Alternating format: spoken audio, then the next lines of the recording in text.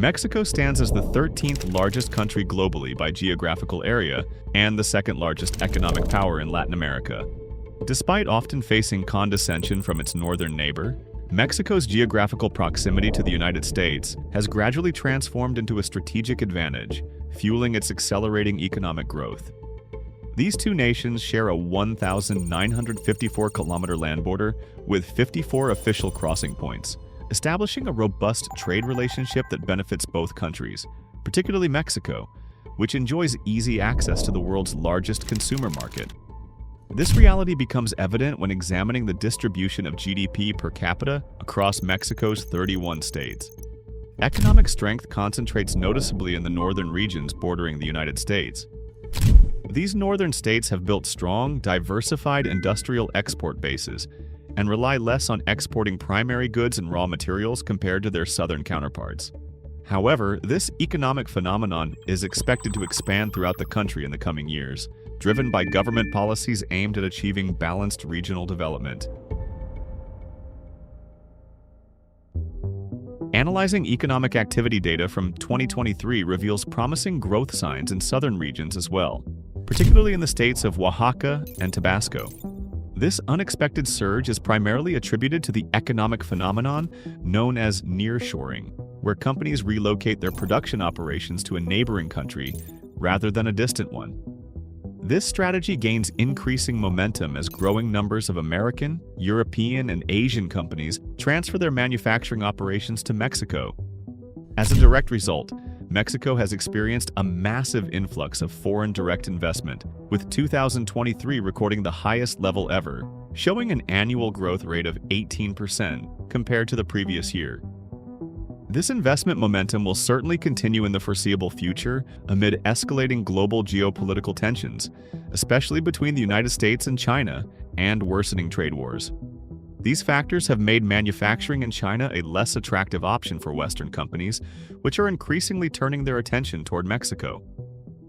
While Mexico is unlikely to displace China as the world's largest exporter of goods, this shift still represents an enormous growth opportunity for the country. Evidence of this transformation appeared in February 2024 when Mexico surpassed China to become the primary source of imports to the American market. This shift has directly stimulated economic growth in Mexico, which became one of the fastest-growing economies among G20 nations during 2023. This accelerated growth is accompanied by a notable increase in average wages at an unprecedented pace. However, challenges remain, as Mexico still suffers from high levels of social and economic inequality, with a significant portion of national wealth concentrated in the hands of a small segment of the population. This places Mexico second globally in terms of income gap among OECD countries. Nearly one-third of the country's population lives below the poverty line, and although this represents an improvement compared to the 43% recorded in 2016, it remains extremely high for a country aspiring to join the ranks of wealthy, developed nations. The persistence of this concerning situation is partially attributed to illicit activities, particularly drug trafficking and organized crime. High levels of crime and violence are incompatible with an attractive investment environment, and these security issues have posed significant obstacles to economic growth, leading to the expansion of a massive informal economic sector operating outside legal frameworks and government oversight. Since colonial times, Mexico's economy has relied heavily on extracting and exporting natural resources. The country possesses enormous natural wealth, including large reserves of silver and other minerals such as copper, zinc, and gold, which have attracted substantial investments in the mining sector throughout history. However, the most influential event in the development of the Mexican economy was the discovery of giant oil fields in the early 20th century. The discovery of the Cerro Azul oil field in 1916 held exceptional importance, as it was considered the world's most productive oil field at that time, with production exceeding 260,000 barrels of crude oil daily at its peak. This discovery propelled Mexico to become one of the world's leading oil producers. Oil exports provided the Mexican state with an opportunity to generate enormous financial revenues, especially during periods of high prices. While private oil companies, mostly foreign, initially managed this sector, the Mexican government soon made the strategic decision to nationalize the entire oil industry. The state-owned national oil company, Pemex, was established in 1938, bringing all oil and gas exploration, production, refining, and sales operations under state control. Pemex revenues provided a primary source of government income, historically representing between 30% and 40% of the state's total financial revenues. In the aftermath of the Great Depression, the Mexican economy began steady growth. By 1950, the country entered the period known as the Mexican Economic Miracle. During this golden era, Mexico experienced increasing worker migration from rural areas to cities, growing manufacturing sector contribution to GDP, while traditional agricultural production declined in importance.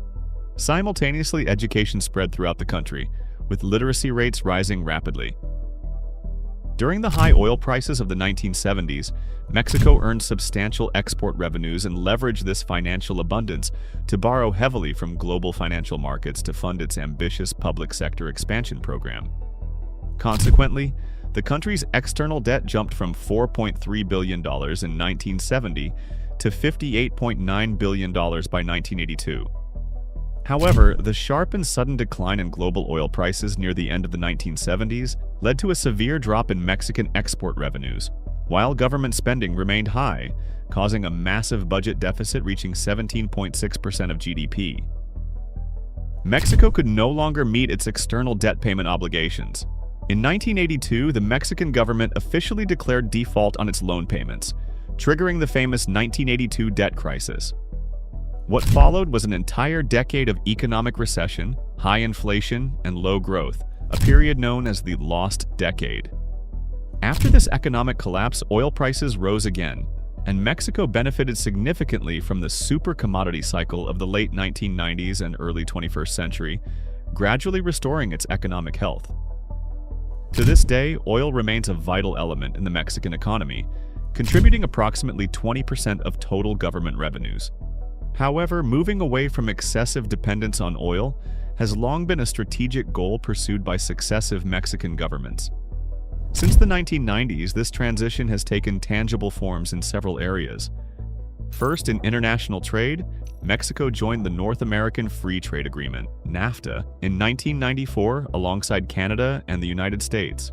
This agreement allowed Mexico free trade access to the American market through reduced tariffs and removed barriers to cross-border investment flows.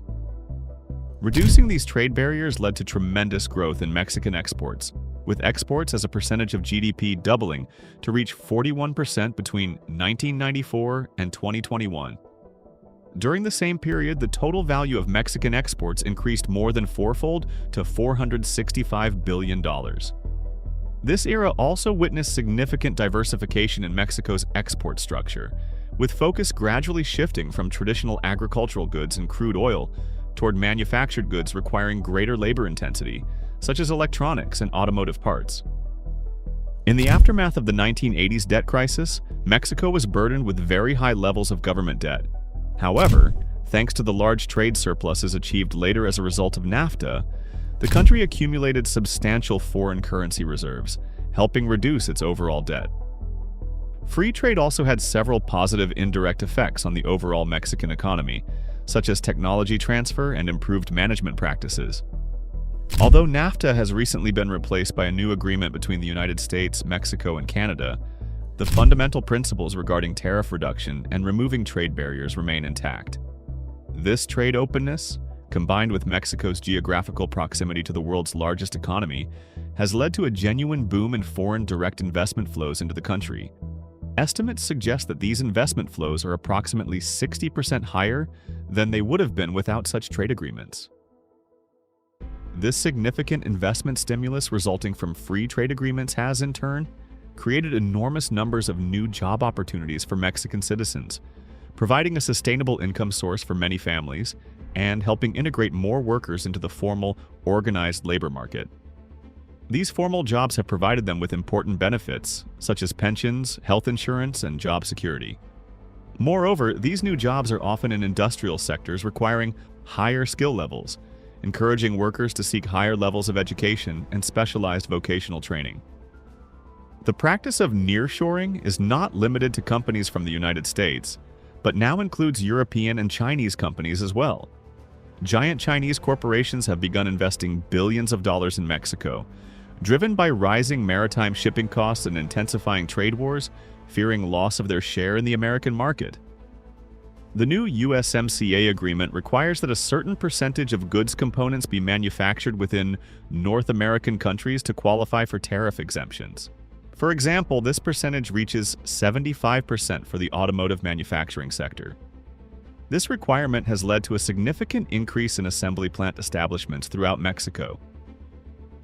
Despite the general atmosphere of optimism surrounding the future of the Mexican economy, legitimate concerns remain that Mexico may still lack some crucial factors enabling it to make the complete qualitative leap toward joining the ranks of developed countries.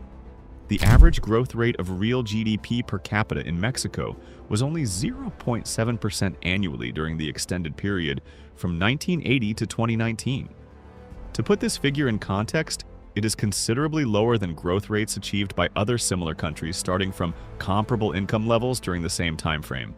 For example, Chile's average growth rate was 3% annually, while South Korea's was 5.3% annually. This gap is attributed to low gains in labor productivity, as productivity in Mexico has remained virtually stagnant since the 1980s.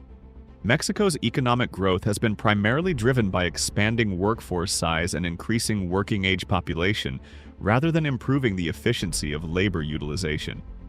This demographic boom in workforce size is expected to end around 2030, as Mexico's current fertility rate stands at 1.9 children per woman, below population replacement level. Another area hindering productivity improvement and sustainable growth in Mexico relates to education levels and quality. Mexico currently has one of the lowest educational attainment rates and school enrollment ratios among all OECD countries. Productivity growth in Mexico is also hampered by the large size of its informal economic sector. This informal sector represents an astonishing 24% of the country's total GDP and employs approximately 55% of the total workforce. Workers in this sector suffer from a complete absence of basic social benefits such as healthcare and pensions. This situation is closely linked to another problem: weak access to loans and credit in general. During the 21st century, the average domestic credit provided to the private sector as a percentage of GDP was only 24% in Mexico, a tiny figure compared to 99% in Chile, 51% in Brazil, and 131% in South Korea. It is abundantly clear that Mexico possesses enormous potential to become a developed and prosperous nation. However, excessive reliance on foreign trade can be a double-edged sword. The size of the close trading relationship with the United States also raises some concerns. America alone accounts for 80% of Mexico's total exports, meaning any future changes in the nature of this trading relationship would have a significant impact on Mexican economic performance and growth prospects. Nevertheless, addressing challenges related to productivity, education, the informal sector, and access to credit, while capitalizing on nearshoring opportunities, could place Mexico on a steady path toward achieving its developmental aspirations.